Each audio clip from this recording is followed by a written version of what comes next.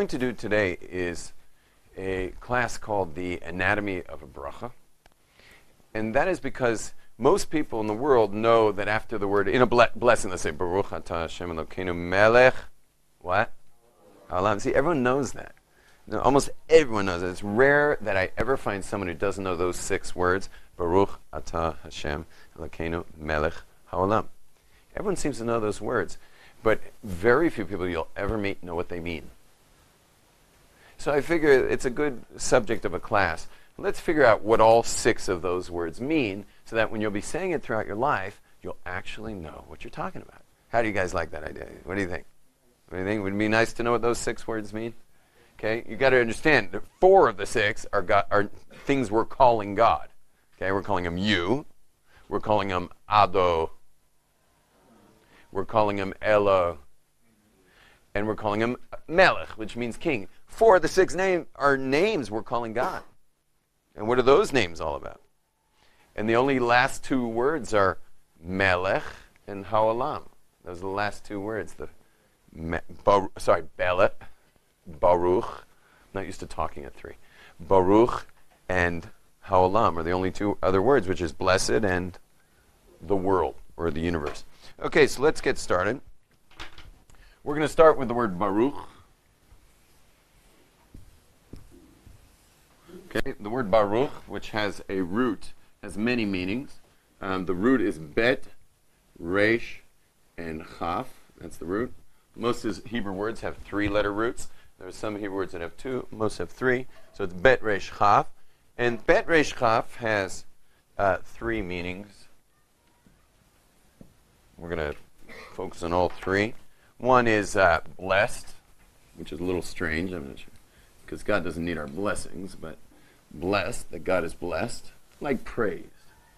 Number 2 is blessed, you can say maybe recognized, like I recognize you.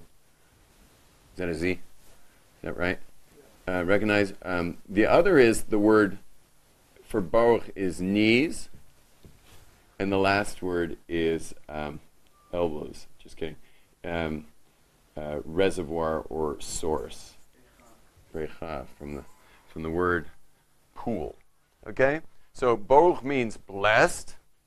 It also means knees from the word berech, like your knees. And the third is source, because of the word brecha.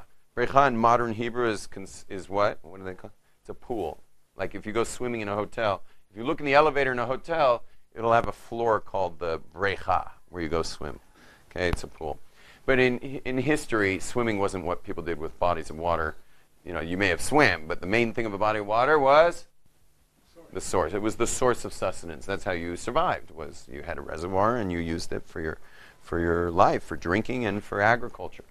Okay?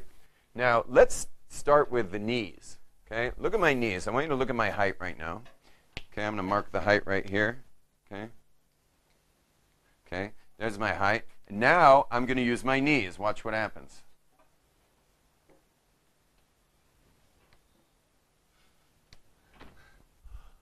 Well, what do the knees do? So I'm going to ask you real quick, when you lower your stature, when you lower your body, what rises? When you lower your stature, when you lower your body, what rises? When you lower your ego, what rises? Room for growth. What rises when you lower your ego? Your connection to God. You guys, you're made of body and soul. When the body goes down, the soul goes up. You overbody, your soul goes on sleep mode. You lower the body, your soul actually wakes up. Your soul speaks up. Okay? So this concept of going down in stature, from that being your natural height, and that's the knee height, that when you lower yourself, because what do? We're all about the ego. We're all about the ego. We're all about our own power. We're all about what we can earn, what we can make. You earn your keep. You pay for the apple. You get the apple. You eat the apple. You didn't work. You didn't make your keep. You don't buy the apple. You don't eat the apple. That's the way most people look at life. But a Jew, when it comes time to eat that apple, which he did work for, and he did go out and buy it, and he now got it back to his house, and he looks at that apple, and he's about to eat it, and he stops, and he says, Baruch. He's now humbled himself to say that God is the source of that apple. Okay? Because you could say that he's the source of the apple, he worked for it, or maybe you want to say the store is the source of the apple, or maybe you want to say the field is the source of the apple. Or maybe you want to say the seed was the source of the apple. But really, when it all boils down to it, God's the source of that apple. And when you make a blessing on any one thing, you're recognizing the source of it. When you make a blessing on a rainbow is very beautiful. Maybe you're making a blessing on its beauty. No, what you're saying is, blessed are you, God, who gave this rainbow and fulfills his covenant to not destroy the world by rain. And that's the blessing we make on a rainbow. But we are always recognizing God as the source. And this is the term Yehudi. Yehudi is from the word Todah. Jew in Hebrew is Todah, is a giver of thanks. Okay, what's Yehudi mean? A thanksgiver. If you're a Jew, the word Jew means Yud or Jew, which means thanksgiving. And that's our essence. The essence of the Jew is to use the knees. What does the knees mean? It means to humble. Humble your ego before God. And you'll notice when we pray in the silent prayer, what do we do with our knees when we say Baruch? We bend first. Baruch. We bend the knees, humble that stature. Okay? Then Ata, we bend all the way down. All the way till we're horizontal with the floor. And then the word source from the word brecha. Remember, bet resh chaf. The reservoir is called a brecha, a source for sustenance. What sustains the world is water for agriculture and for drinking. That's the source of sustenance. And what we're doing is we are humbling ourselves and recognizing that God is the source of sustenance. Or you can even add the arrow with the knees, is that it's drawing down, which has to do with the beard. The beard draws down wisdom from the mind to the heart. You notice women, thank God, don't grow beards. Yeah, except I think there's one of our neighbors has a beard, but this old lady on a walker, but she's a little frisky. But otherwise, women generally don't grow beards because notice how women, when they think something, hear something, saw something, it goes straight to the heart. They feel it. The emotions come right away. They get it right away. Men are the opposite. And so we have these beards that draw down. It's the same thing of like drawing down the idea to the heart. Okay, the payas also are taking from the brain down to the heart. But that's like a constant theme in Judaism, especially for men, is to draw the intellect to the emotions, taking intellect to emotions. And so we could all now this is all in Baruch. Now, how slowly in your future are you going to have to say Baruch to get all this stuff in? Think about that. And now the next time you'll see one of these great Kabbalists say a blessing, you'll realize what they're up to. They'll be like, holding their drink. I already made a bracha, but they'll hold their drink. They'll be like, Baruch.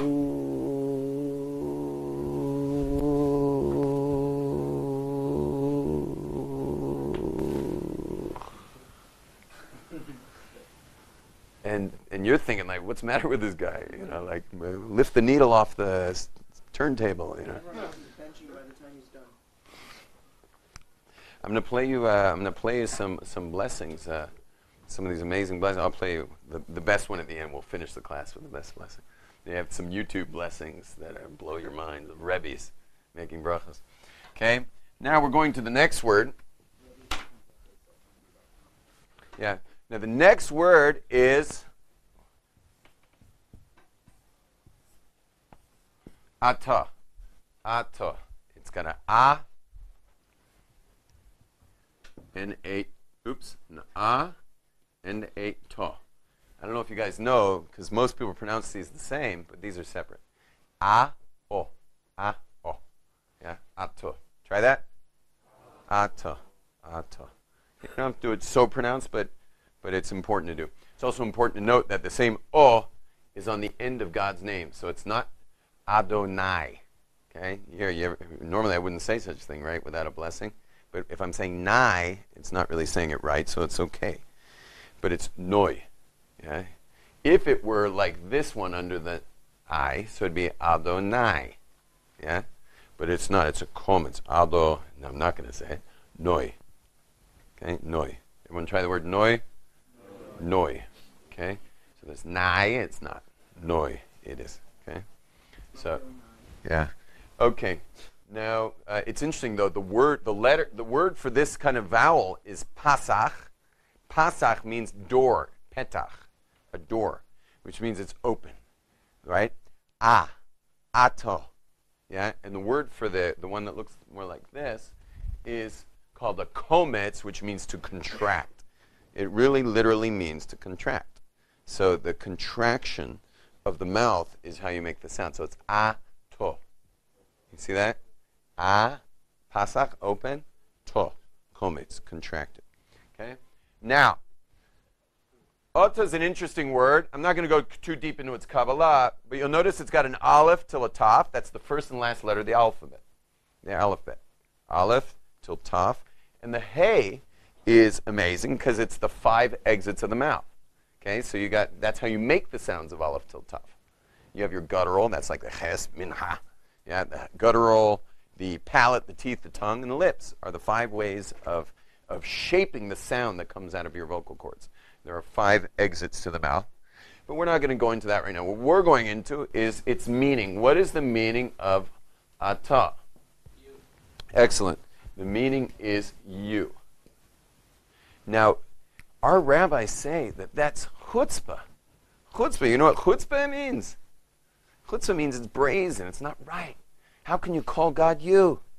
If it's a king, it's your highness. If it's a judge, it's your honor. If it's the head of the yeshiva, you call him with the Rosh Yeshiva like some water. If it's the president, Mr. President ready for his press conference, yeah, you don't call people of great respect you. You see, even in Spanish, there's tú, and there's usted. Yeah, it's got a whole different word for respect. You don't just call someone. You don't call your parents you. Yeah, you don't call your parents you. And really, in the letter of the law, in Jewish law, honoring your parents includes not calling them you. You really ultimately should be saying, would mother like a glass of water? Yeah, the only problem is she'll be like, what is wrong with you? Yeah.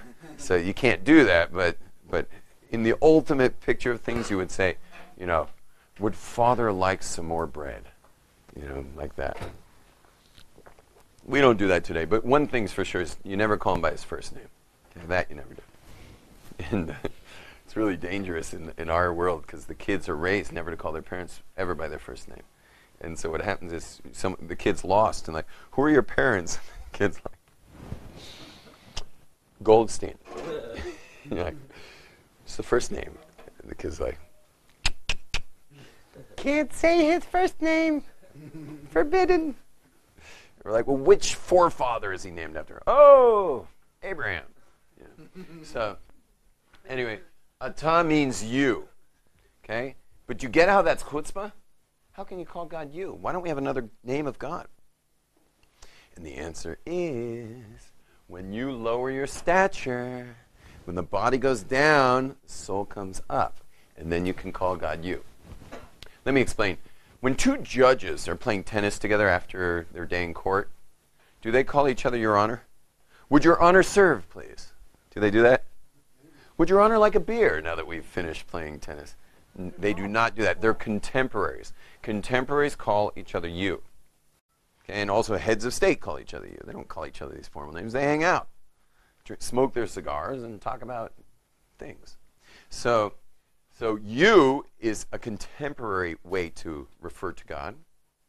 And when you start with the word Baruch, you are now open to the word Ata. Meaning, if you say Baruch, you're now allowed to say Ata. Clear? Meaning, once you've humbled yourself with Baruch, and you're now recognizing God's the source of all things. So when the body goes down, what comes up? The soul, thank you. And when the soul's up, well, the soul, what is your soul? Think about it. Can't see it. Doesn't take up any time and space. Doesn't show up in an MRI. It's totally spiritual, meaning it's one with God. which means you're contemporaries. When you humble yourself, you become a contemporary of God. And now you can call God you. Okay, is that clear? You? Now, the next thing is, well, I'll let you guys guess. Remember I said we're going to call God 4 things? So they all come in a row. Ata, then Hashem, that's the Yud and the He and the Vav and the He. Elokeinu, which is translating English, our God. Melech, king. Which of those 4 would you say is the holiest? The name of God, you'd say Yud Ke Vav Ke. And then there's our God, Elokeinu. And then Melech, king. You guys, anyone want to vote for those? So the answer is, guess what our Kabbalists teach us? That the holiest name you call God, of all the names of God, is right there, Atah. Atah is the holiest. You know why? Because it's right to the essence. Right to the essence. What's your name, sir? Alex. Alex. Imagine I called you Alex, only though. Meaning, would Alex like to go to the park? Would Alex like to go get a beer? Would Alex like to hang out? Yeah, you'd just be like, Rabbi, this is weird. Like, just speak to me. You understand? If I put you in an MRI, it's not going to be your name on the screen. Like in millions of your name, millions of Alex on the screen. It's not going to be that way. There's a you that's your essence. And when you call God Atah, you're speaking into the essence of God, which has no name. God doesn't have a name. All those names we have for God are not God, just like you're not you. You're not your name. What's your name? You're not Jeff. You're not Jeff. We call you Jeff so that you'll turn around, so that you'll respond, so we can be effective in communicating. But you're not Jeff, right? There's something much deeper that you are, your essence. And when you speak to someone and you call them you, it's interesting what that you, like, no one would ever ask you to define it. Like, you imagine someone says, hey, how you doing? And you're like, would you like to define what you meant by you when you called me you? Yeah, I guess like, well, I guess I couldn't do that, really, because you can't. It's your essence. Your essence is what you're listening to me with right now. It's your point of reference. You know, they've done brain scans on human brains to figure out, like, to map it. They know where taste is. They know where smell is. They know where sight is. They know where hearing is. They know where love is. They know where fear is. They know where all that stuff is. The one thing they can't find is you. And they can't find it. They're not even looking anymore because you don't exist. They've checked the whole brain. You're not there. It's wild. You is like your essence. It's your soul. And what's your body and what's your brain? It's your avatar. Your body is just your avatar for you. Your brain is just the computer console of you. But who you are, in essence, is something way beyond any ways that you might manifest. So you is, when we call God you, we're not talking names here. We're going straight to the heart, straight to the essence of God. And we're coming from essence, too, because we started with Baruch. When we say Baruch, we cut to the essence of who we are, and then we call God the essence of who he is, which we have no idea who he is. But we just use the word you for that. Now, the next word is, so you, and it's also essence.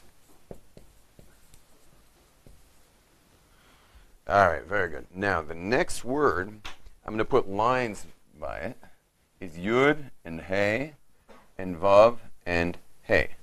Now, I'm going to teach you a little secret about the Kabbalah. Well, it's a secret about Judaism from the Kabbalah. Any letter that's touching the top is from the spiritual, and every letter does. That's a spiritual letter, and any letter touching the bottom, wherever it touches, is a physical, is the physical. So you'll start to realize that God's name is a pictorial. It's a pictorial. This is not, right, just like you're not your name, God's not this either. This is a pictorial that God has given us to let us know something about him. Number one, Yud.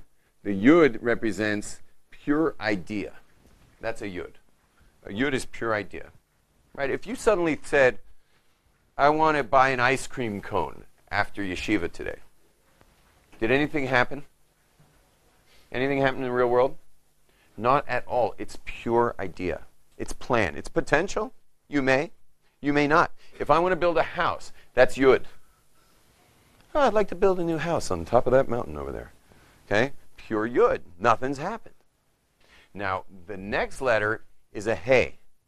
And the hey represents taking that idea and really fleshing that idea out.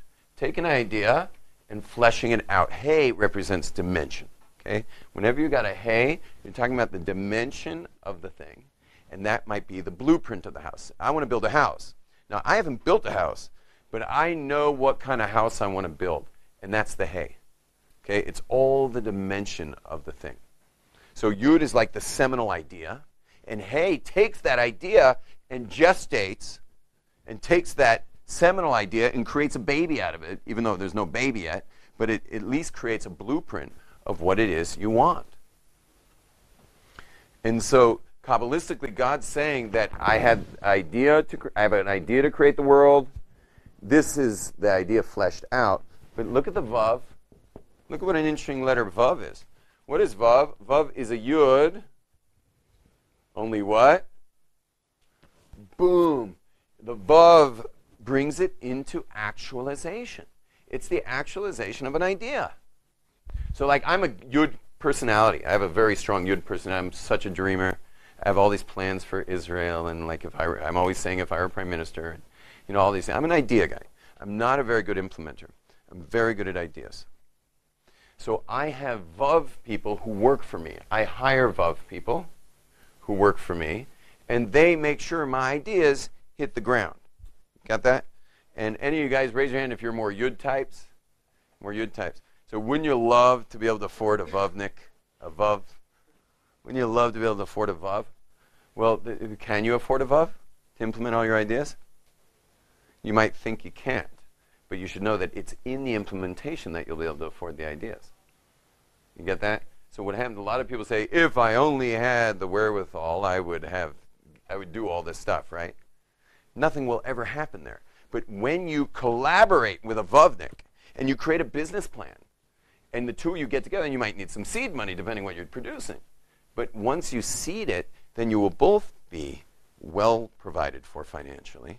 The vavnik is provided because he's implementing the ideas, and you're provided with because you're the one creating the ideas. It's your brainchild. And together in that partnership of the yud and the vav, you can actually really make great things happen. So yud people, unfortunately, in their lives, most of the time just stare at their belly button for 60, 70 years and do some other stupid job they don't care about. And vavniks, they often work at jobs that they also don't care that much about because they just got to pay their bills. But really, there's many vavniks who would love to meet the right yudnik. And the yudnik gets together with the vavnik, and together, you know, yud plus vav, you know, yo. Yeah. Being a yud and vav. There are people who are great ideas and great implementers. There are people like that. Okay. And the last hey, what does the last hey represent? Remember we said? Bringing it into dimension, into its dimensions. Vav is action. The hey is dimension, and look around the room, three-dimensional. That's this room. In other words, the name of God, yud and hey and vav and hey, is a pictorial of creation itself. God saying, I want to create a world, then what kind of, I want to create a world, what kind of world? You know, and the answer is this kind of world, and then boom, creates the world by all the let there be's, right? Every second God's saying, let there be this, let there be that, right? If God were to stop saying, let there be, everything would disappear. And then finally, our world's made of that final hey. Our world's the dimension. Like our whole world is really the final hey of God's name, where the idea is implemented and comes into dimension. That's the final hey of God's name. Now, how long is it going to take you now to say a bracha? Have all this in mind. Whoa. And you understand why Rebbes are like, you know, Baruch Ata. Here you could just go on forever. Because it's like, who knows who God is? You know, you almost have to like spend the whole time you're saying, Ata. You have to like play asteroids with your concepts of God and get rid of them. Because he's not. Whatever you think he is, he's automatically not. Then the Adoi. Now the other thing about the Yud and the Hey and the Vav and the Hey is the way we pronounce it. which is the word ado, and then noi, and probably spell it like this, just so we get the point, like noi. Looks like peace. Yeah, which means master. Okay, that means master. So if someone like, if I called your name, what's your name? Garrett. Garrett. So if I said Adon Garrett, yeah, means Mr. Garrett. It's Master Garrett. You ever seen on airplane tickets something that says Master, then it says their name? That's what it means. Master Wayne. What? Master Wayne. Master Wayne. Yeah, Master Garrett. Okay, so it means master. I mean, a sign of respect. Like you're running the show, we're not. Okay, it's like the customer's always right, master. Okay, it doesn't mean master like a, what is the other term of master? Like a slave owner. That's also called master. Yes, master. Yeah, that's not the master here. Okay, it's not massa. Okay, it's master meaning Master John or Master Daniel or Master whatever. It means that you're the boss. That's all. So we use the word boss, and we do not pronounce this name. You're not allowed to pronounce this name, even though the J witnesses did it. Yeah, thank God they use the word J. Yeah, because J is not how Yud's pronounced. But what happens is Americans always translate the Yud into a J, like Yehuda is Judah. The Rastafarians say Hallelujah, right? They call God Jah, which is great. Let them call it that. But it's not. It's with a Yud, obviously. So the J witnesses call it, Jah. But look, it actually spells it, right? Jah, if you put a ho here, and then a va, yeah? But they think his name is Joe or something. Joe. Why do we got God he, right? God obviously doesn't have genitalia. And if he did, it'd be really scary. Right? Why is God called he? That's an excellent question. The answer is very simple. I mean, for sure, a nation called the Jews, who are the first to tell you we have no idea who God is, certainly wouldn't be thinking God has a gender. So the reason why God is called he is because if you look at it Kabbalistically in a kind of adults-only way, the masculine causes flow, and the female receives flow. Okay, I don't want to go into much more detail. Okay, but the masculine causes a flow, and the female receives flow. So the only reason that God is ever referred to as he is because he's causing creation into existence. And the creation itself is always referred to in the feminine because it's receiving the creation. Okay, we receive the creation. And this is why, as a parenthetical note, why men have special mitzvahs that women don't have in Judaism, because these are emasculators to help feminize us to be in a relationship with God. Because if God's causing creation, so he relates very well to women. But to men who also want to, make their mark on every lamppost and bus bench they walk by, just to put it that way. We also want to make our mark, so it's a bit of a conflict, because he's asserting and we're asserting. And so it's generally a miss. So what happens is men have all these extra commandments, tzitzis, tefillin, a minyan, that are all ways to just circularize the man, to get the man to be more cyclical, to get the man to be the receiver of a relationship with God. And you'll notice the more androgynous a man is, the more related to God he will be. More connected to God, and the more masculine a man is, and he's lacking the feminine attributes in his system. So the less connected he'll feel. He'll always feel kind of at a fight with God if he's more of that masculine type. Shalom, everyone. Thank you.